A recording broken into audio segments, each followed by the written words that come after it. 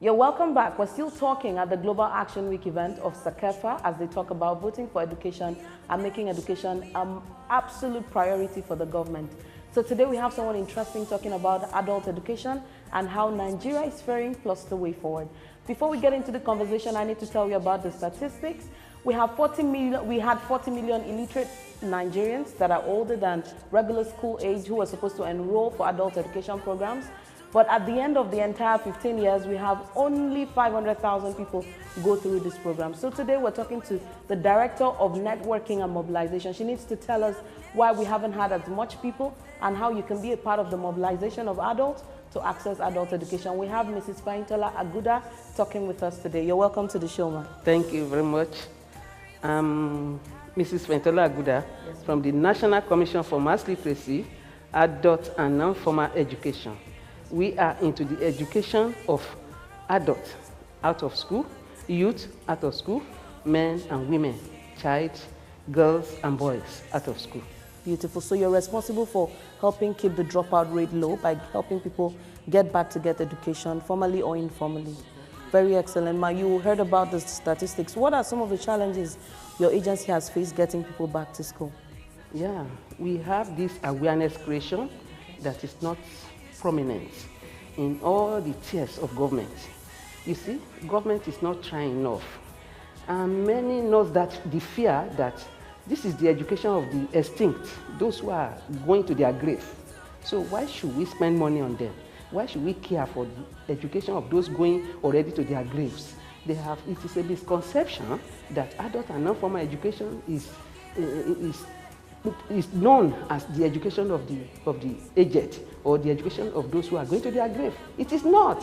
It is not, because it is the education of those who never, in one time or the other of their lives, never had the opportunity of going through the four walls of school, of any school, formal school. And so this is what we have inherited.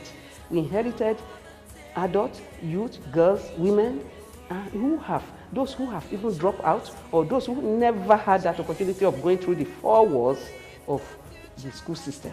Yes, I don't think it's education of people going to their graves. We have, abled women who have the willingness to work but don't have the skill to do so.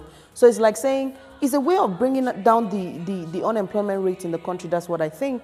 So maybe we need to do more by on creating awareness. But as we talk about the post-2015 agenda, what are some of the strategies you're looking at in tackling the challenge of the awareness or the misconception that people have?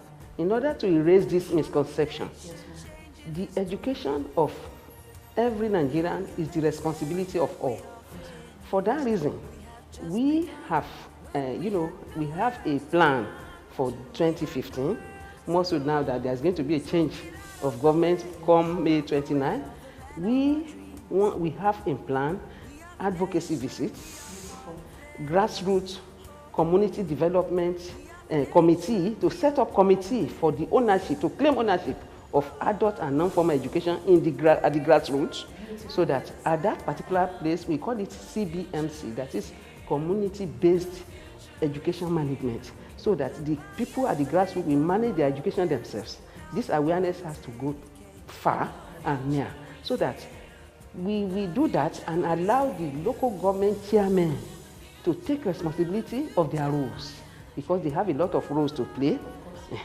As they are progressing, they now make the state, at the state level, the State Commissioner for Education must know the role it has to play also to make this thing achievable. Then they will now report to the national office, the federal government, the policy makers, so that they too can, buy into what we are selling. That is, the illiteracy level in this country has to be eradicated through advocacy, sensitization, and awareness creation everywhere, so that this illiteracy can be eradicated.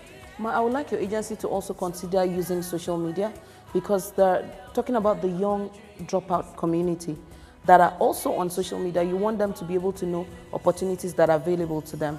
But we've been talking about the policy makers and all of that. We want to talk about adults who are illiterate or people who know someone who is illiterate. What do they need to do to get the person to access some of the programs that you're offering? We want you to look into the camera and tell people who have someone that can benefit from your programs to know what to do about it? I'm happy for this. In my organization, the National Commission for Mass Literacy, we have some programs at hand. We had a collaboration with the government of Cuba on what we call literacy by radio. This literacy by radio was adopted in 2005, yes, when a lady from Cuba came to Nigeria to teach us how we can make lessons available to those who are at the grassroots. You can learn at the convenience of your home. You can learn when you are in the market. You can learn when you are at home with your children and on the farm. So this is what we call literacy by radio. It's a simple thing. You just key into your program. You know your timetable, the day of your lessons. Then we have a radio program, and that is why the MDG, they have tried so much that they ran some funds into the state government COFA, into their as budget for them to take care of the airing of literacy by radio program to our adults, wherever they are, in the language they understand. And so when we did this, right now, UNESCO is having 4-in-1 program, that is literacy by radio, literacy by television in the community. We have literacy through handset. Then we have the e-learning, so that they can also key into Twitter, into all this social media, so that like the agriculture sector is doing, so that our learners, they will have their programs already made, and then they will just key into it using whatever means they like, maybe handset, radio, or whatever, television. We have community television that is built in communities, so that people at the lesson, at the time when they are supposed to learn, to be sensitized, to know, to be aware of the need to begin, because it's not too late to learn any lesson. So they should go to their centers to learn, and then there's what we call face-to-face. There's a day of reckoning where you will meet with your teacher, whom you don't used to see, who used to talk to you on radio. There's a day, what we call face-to-face, when you will meet together, and then you have a report, tell him your problem, he will not put you through. That is what we have started since 2005 in NMEC. Excellent. So you're just listening, you were saying part of the education target is also working with not just children, but adults and young people who dropped out of school. NMEC has fantastic opportunities for you to get back into school, whether from the comfort of your home, from the radio, from your mobile phone, but whatever it is right now, you don't have any excuse to stay and keep telling me that, okay, my parents didn't have money for me to go to school. Now we have alternatives for you to still get that education so that your quality of life can change. Thank you so much. You're watching Talk Education Africa, and we're coming back with another amazing interview ahead. And this is still CSACEFA's Global Action Week event tagged Vote for Education. Yes, together let's make education the utmost priority of all government at all levels. Hello, my name is Antonio Wigan and I attend Bankis Private School, and this is what I want the government to focus on. First, they should focus on the poor children, that everybody should have a chance of education.